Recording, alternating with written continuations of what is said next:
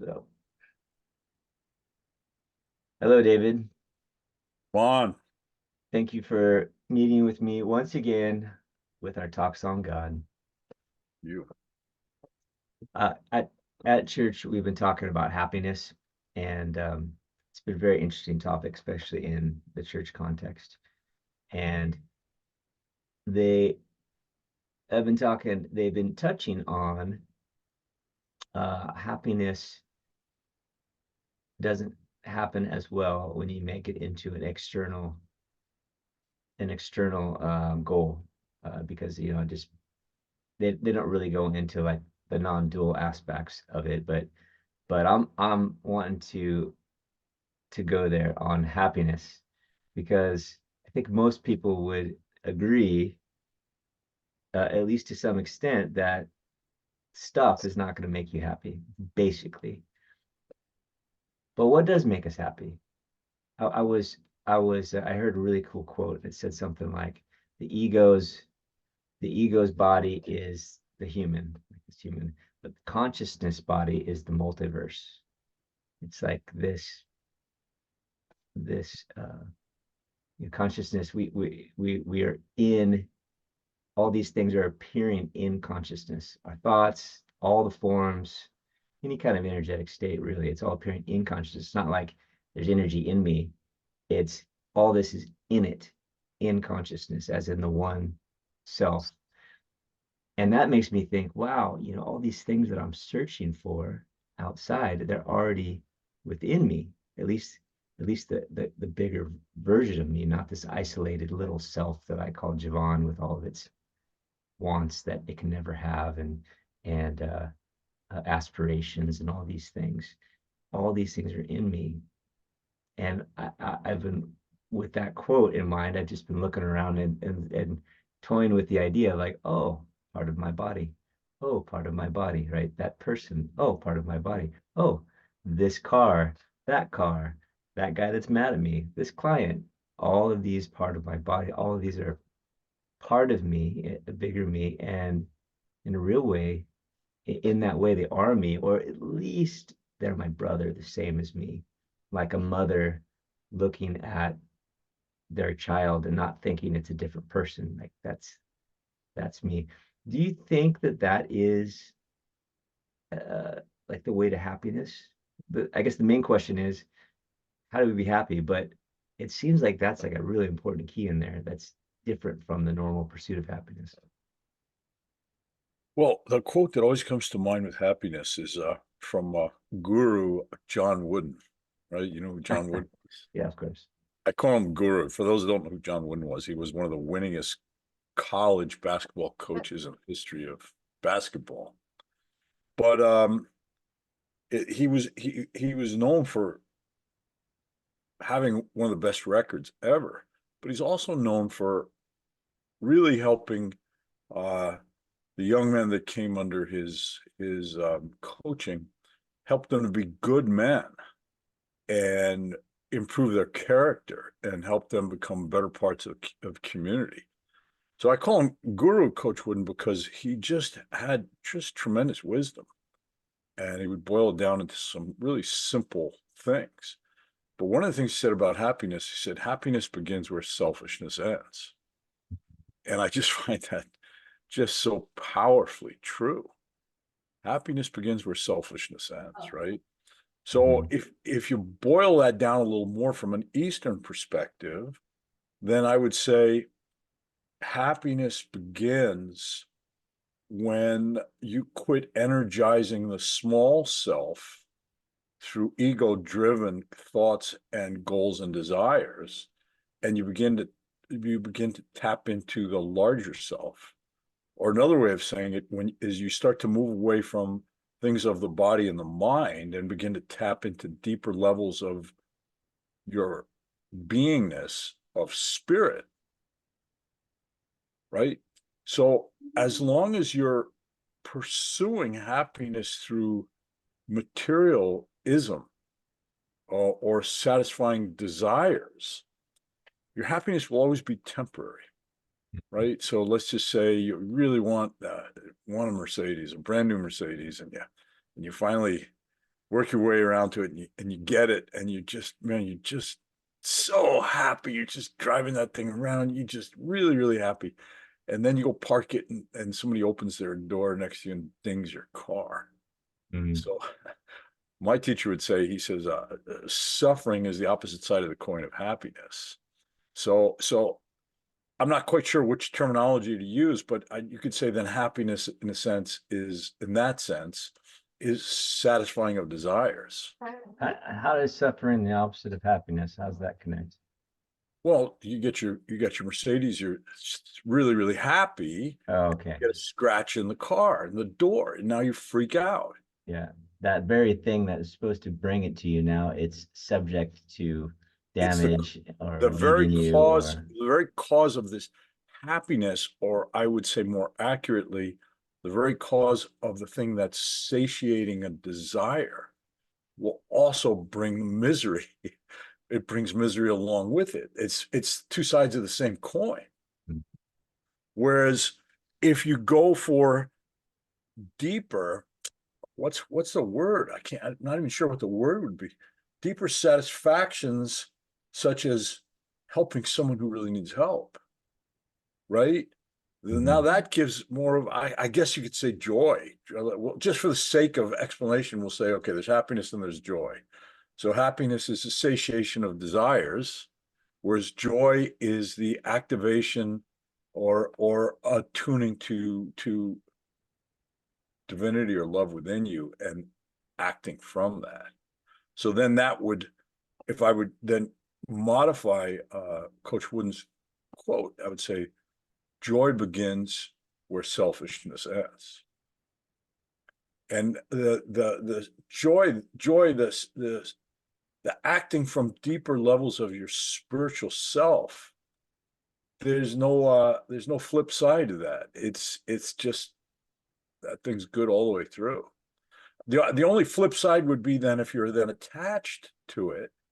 So let's just say somebody needs a lot of help, and some help, they're really in need, and you help them, and you have that joy, but you do it still with a little bit of ego where you're expecting at least some gratitude back. Then it has another side of the coin. So when they're ungrateful, then you're really upset about it. Whereas if you learn to operate from divinity without attachment to the return, and that's in the Bhagavad Gita, uh, which is the story of Krishna, which Krishna, for those that aren't familiar, was an avatar. That's the true meaning. True meaning of avatar in India is actually the incarnation of the creator. Takes, just as Christians, we say we believe the Son of God took a birth, right, and walked among us. In India, they say the true meaning of avatar is the creator himself, either in the masculine form or the feminine form, or a combination of both, takes a human birth to set the world back on its tracks. They say the avatar incarnates when the world is going way off track, and it's kind of needs emergency tune-up from the creator himself. So one of those incarnations was as Krishna. And in the book, A Story About Krishna, one of his methods that he recommends for liberation, or being able to no longer be chained to birth after birth, he said, is to um, dedicate all actions to God and don't take any fruit of the action. Well, I tried that for a long time and failed miserably time after time, because I would say, okay, I dedicate this to God, and I dedicate this to God, and I'm really concentrating. And then let's just say you called me on my phone and we talked for about an hour, and I forgot to dedicate any of that to God. And it's like, okay, try it again. Okay, I dedicate this to that.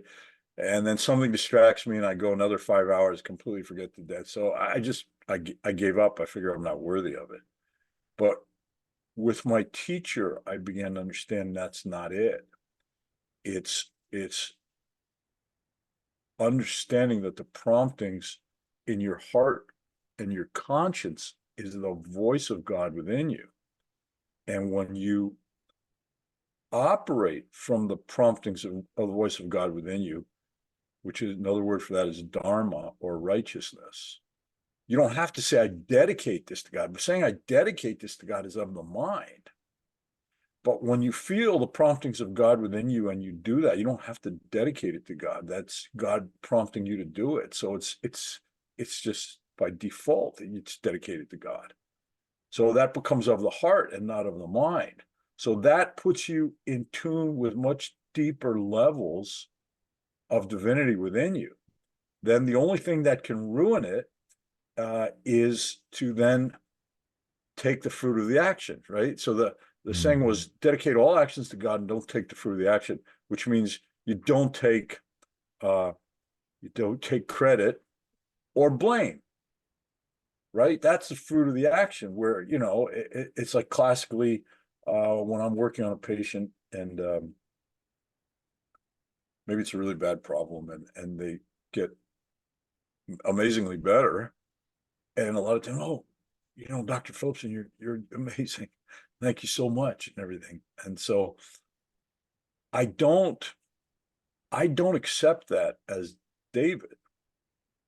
I know that healing came from divinity as promptings through me to do this or do that or just here or just there.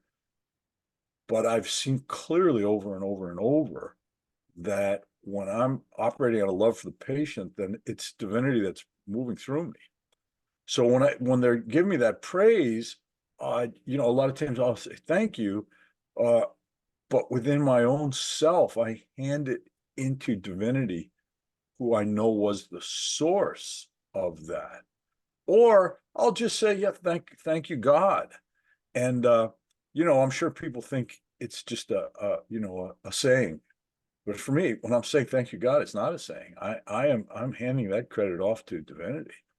So I think that's the more direct scientific route of happiness, is understanding that all things that come from your ego and desire and attachment will be short-lived one way or the other.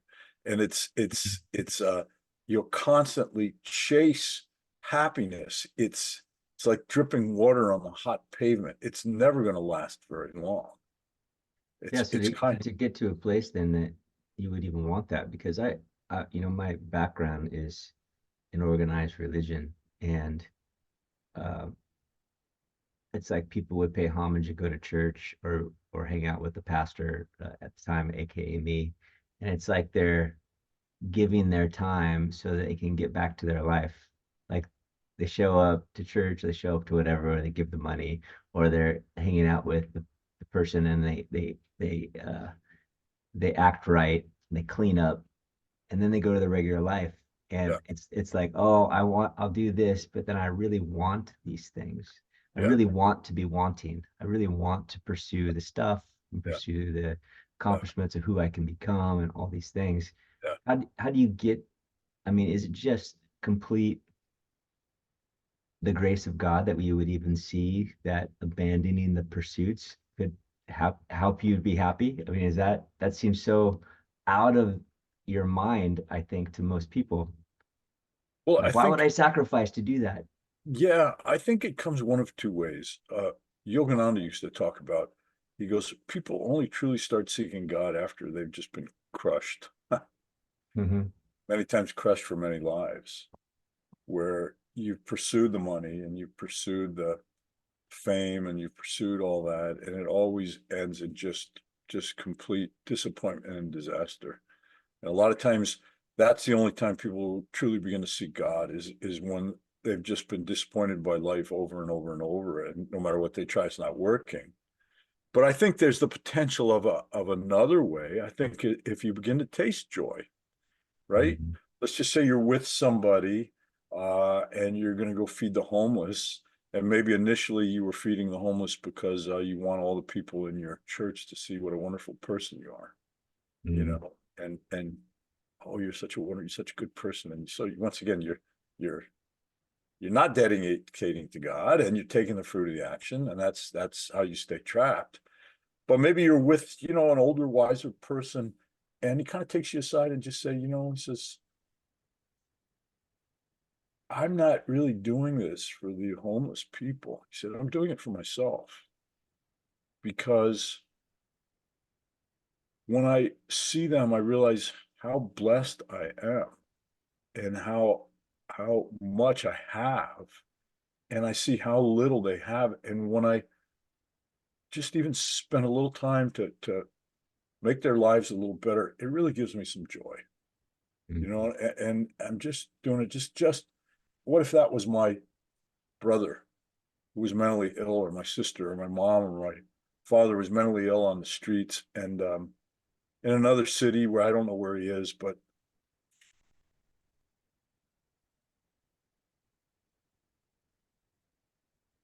I knew there are some people with good heart that made his life a little better. I'd be so grateful. So I do it because because it gives me joy to alleviate just even a little suffering. So I'm not doing it for them, I'm doing it for me, for the joy it gives me to make just even a small difference. So I think when you begin to truly taste joy as opposed to happiness, it's like, come on, I got a new car, man. Let's come on. Let me show you my Mercedes, right? And then it gets dented. And I'm like, damn it, just freaking, happiness always has the flip side of it, which is when you take away that which is satisfying a desire, then the misery is there. So I think that's the trick, is to understand the difference between joy and happiness. So would you say that God's way is the ultimate of selfishness, since it's the Well, sure it is. Yeah, because why do people want to be selfish? People want to be selfish because they want to be happy. mm, But selfishness brings nothing but misery. yeah. Whereas unselfish selfishness is understanding it's that true unselfishness brings you joy, which is the ultimate selfishness. Can I quote you on that? Well, if you can remember it, I don't think I could say it twice. But I mean, but that's it. When you begin to realize it's unselfishness that actually brings you happiness. So maybe you can say that it's intelligent selfishness, whereas selfish selfishness is stupid selfishness that never works. It just never works. And everybody listening to this, you can either relate it to your own life or other people that you know that are just selfish people. They're never happy. Well, their happiness never lasts long. You're happy, get your new car, you're happy for a little while, right? Mm, You get whatever it is, you material thing that you wanted for yourself, you're happy for a little while, but the flip side of that coin is waiting right around the corner.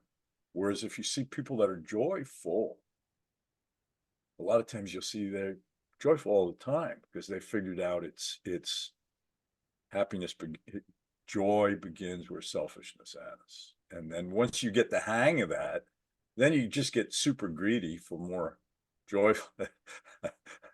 You got to learn to balance it, because that can become unbalanced. You can be just helping everybody else and neglecting your family. So you have to have wisdom with that too, and right, just learn to find joy also in helping your own family. right. Right. So, but that's it. It's shifting from the mind and ego to heart. Mm, And then mm, it gets back to everything we've been saying before. It's shifting from part A to part B, because part A will never do it. It will never do it. All the things of the mind will never get you there. I mm, don't care how fancy they are, or how esoteric or new agey. It's always going to be shifting to purity of the heart, which is mm. high vibrational frequency, and then starting to merge your awareness into that. What about someone who feels like man, I mean, that sounds good, but I really love whatever it is, like their pursuits, and they feel guilty, and Well, so they're my like, my teacher had a program he calls ceilings on desire, Mhm. where he didn't say, listen, I'm not asking you to put on a loincloth and go live on the top of a mountain. He goes, but just, keep a control. Yogananda said, he goes, the secret is high thinking and simple living, which is the same thing. Ceiling on desires, yeah, yeah, okay, you really, really want your Mercedes, get your Mercedes, but don't have to have every new model that comes out every year, right? Don't chase every desire you have, because the problem is it's like the six-headed hydra or 10-headed hydra or whatever the hell that thing was. Every head you cut off, two sprout. And that's how desires are. Desires, if you are pursuing desires to be happy, it's a unending hamster wheel. You'll never get off that thing. So he said, yeah, okay, yeah, fine, but just, don't just completely indulge in it, because it's not gonna give you what you want. Mhm. So I thought that was just a very incredibly kind and sensible. He's Mhm. not saying, all my followers give up everything, right? Mhm. Live on the street. It's like, no, no, no. Just understanding that satisfying desires never end. So yeah, Mhm. okay, yeah, just keep an eye on them. If you find you just chasing one after another, you're off track. You're off track. But you really, really want that Mercedes, go ahead and get it.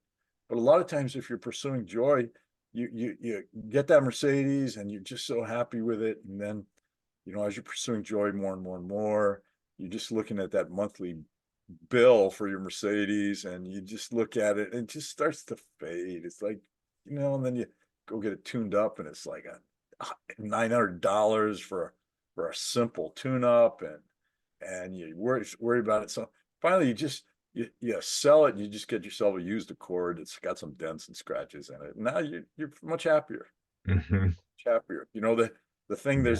there's a saying. I don't know if I made it up, but don't be possessed by your possessions. Mhm. If you find you get that Mercedes and you lock it up in the garage every night, and you worry about it, and you worry about driving, it's possessing you. You're not possessing that Mercedes. It's possessing you, and it takes away your joy. Mhm. It's like I see some of these guys with these fancy hot rods that they've refurbished some, like Nova, 67 Nova or whatever. And then they got a Right. $5,000 paint job, and they Yeah. park it in their garage with a expensive security system. And then they drive it to the donut shop on Sundays, careful not to hit any rocks or anything on the road. That's If they right. do, if a rock bounces off the road, hits their paint job, they freak Yeah. out. Yeah. And you can always tell if they're parked by a restaurant, they're having breakfast, they'll be sitting in the window right by their car so they could watch it. So it's like, is it really bringing you happiness, or is it just a freaking misery? Right. So I mean, that's it. Yeah. I think this is why Jesus said it's easier for a camel to pass through the eye of a needle than a rich man to go to heaven. Because, and let's just put it this way, he's not saying it's not possible, but the more possessions you have, the greater the chance your possessions are possessing you, right? And then if part of heaven is the kingdom of heaven within, right? That peace and joy. Yeah, you're not going to have any peace and joy. You're constantly worried about your stocks and your Mm. bonds and your rental properties and your big yacht. You're constantly worrying about it, and there's upkeep. And yeah, how are you gonna enter the kingdom of heaven, that state of peace, as you tune to God within you? You Right. can't. Yeah. Not some future destination that you have to go through the magical arch to enter into it. It's you Right? cannot enter into the peace Into the right peace. Right. now. That's right. He said, "Behold, the kingdom of heaven is within." Yeah. Right. So you can see. All right. Yeah. And so it's not that it's impossible, but it takes a tremendous amount of spiritual development to have tremendous possessions and not at all be attached to them. How much time do we got? We got 8 minutes. So there was a story my teacher gave of Oh, you have a timer. That's good. yeah. Yeah, my teacher gave that. There was this one highly advanced boy. He was a highly advanced soul born into this world, and his dad recognized that, so he wanted to find him a teacher that could help him develop. So he says, "Oh well, the king is a highly advanced soul, and the boy was a renunciate. I mean, he had a stack of spiritual books that he carried with him everywhere, but other than that, he didn't have anything else, and he thought very very highly of himself." So he went to the king and he walked in. Dad arranged for a meeting with the king, and the king was laying on a gold lounge, right, with slave girls fanning him, and he walked in and took one look at this king, and he goes, why am I wasting my time with this material obsessed man? But out of respect for his dad, okay, he'll sit there. So the king said, "Come, come, come, son. Let's talk of my beloved God." So he starts talking about God and everything, and kid's sitting there just annoyed. And in comes a messenger, and he goes, Your Majesty, the far end of your kingdom is on fire. And the king waved him off. He goes, "Please don't disturb me. I'm talking about my beloved creator with my friend here." So he left. Half hour later, a couple more come. The kingdom is burning from all ends. And he goes, "Please don't bother me. I'm busy talking about my beloved God with my friend." And pretty soon the fire is coming into the throne room, and the fancy curtains are on fire, and this king is still talking about God, and the kid's starting to freak out a little bit, and so but he's not gonna. The king's staying calm. He's not going to lose his cool because it's this material soaked king. He's not going to. And finally, the flames touched his books, and his books started to burn. He immediately jumped up and started patting out the flames. So the king stood up, waved his arms, all the flames went out. He goes, "You thought I was a material soaked person." He says, "I let my whole kingdom burn down without batting an eye." He said, "You lose one page of your books and you completely were pulled away from God." So that They, Yeah, so at that moment, the kid realized he was in the presence of a highly advanced soul. But it just goes to show you the king had vast riches, but he had zero attachment to it. So it can be done, but for the average knucklehead like you and me, all hey, right, you, all right, for the average knucklehead like you, thanks. Thanks for being more clear. yeah, we have to be very, very careful about how much possessions we have. Be very careful. And it was really funny. I always kind of felt that even as a kid. So a lot of times, the very thing I loved the most, I'd give away just because I just felt this natural, like, yeah, I'm way too attached to this, and I'd give it away. But you just got to be careful that your possessions don't possess you, because then it does interfere with your ability to enter higher states of consciousness. Even that's what that quote, that's something like, when you meet the Buddha along the path, kill him. That's the stupidest thing I've ever heard in my life. Somebody tell me, I, I, that's the stupidest thing I've ever heard in my life. I have no idea what that's supposed to mean. Well, I always took it of my another form that I am, uh like this idea of God, or this idea of Savior, or this idea of something else outside of me that also is not freedom. It's this idea. It's another creation that I made. Well, that's not bad, but still saying stupid. A little better. All right. Because unless you explain it, somebody understand what you're saying, and they absorb that as a good principle without understanding it. What's it It's going to lead? shocking. I think it was meant to be shocking. They're Yeah, trying to be shocking. because it was the title of a book. Yeah, I refused to even open that book after reading that stupid title. Well, you're attached to how stupid it is, Yeah, and I okay, all respect right, that. fine, fine, fine. But so that's the thing. I mean, you have to differentiate happiness opposed to joy. Well, I think that's a good differentiate. Happiness is a satiation of desire, Mhm. and it's Which cultivates more desire. yeah, it's just you. If you're seeking more and more happiness by satiating desires, you get caught up in just a terrible trap. Whereas if you taste joy, which is of the heart of the spirit, then that also makes you want more, but it pulls you towards divinity, pulls you towards divinity. And All like I right, said, 2 minutes. and What do they you- said the only way that can go bad is if you then become attached to praise or the success of what you've done or the failure of what you've done. You just have to We can get understand God attached to prompts just you to about do it. anything. God prompts you to do it, do it to the best of your ability, and you're done. It's up to God whether it works, doesn't work, whether people are grateful or ungrateful. Mhm. Leave that for God. Don't be concerned with that. If you did it from the promptings of your heart, knowing it's God, do it as perfectly as you can, and Yeah. then you're done. Who knows? I mean, we might require, and it's the greatest blessing to have the thing that we hoped happened fall apart in flames. We Well, don't know. ultimately, that's true. Ultimately, we don't know. And ultimately, that's the end of all form. Or you move heaven and earth to get the object of your desire. Well, let's just say it's some, we'll go car again. I was gonna say prettiest girl you ever seen in your life, right? And you finally you win her over, and then you have her, and she's just annoying as hell, and you're going, what have I done? Yeah. So I mean that's it, but that's it. That's it. It's just satiation of desires always has a flip sign, is when that desire is thwarted. There's misery waiting for you. Or the desire when you have it doesn't make you happy, and then you're even more miserable. Mhm.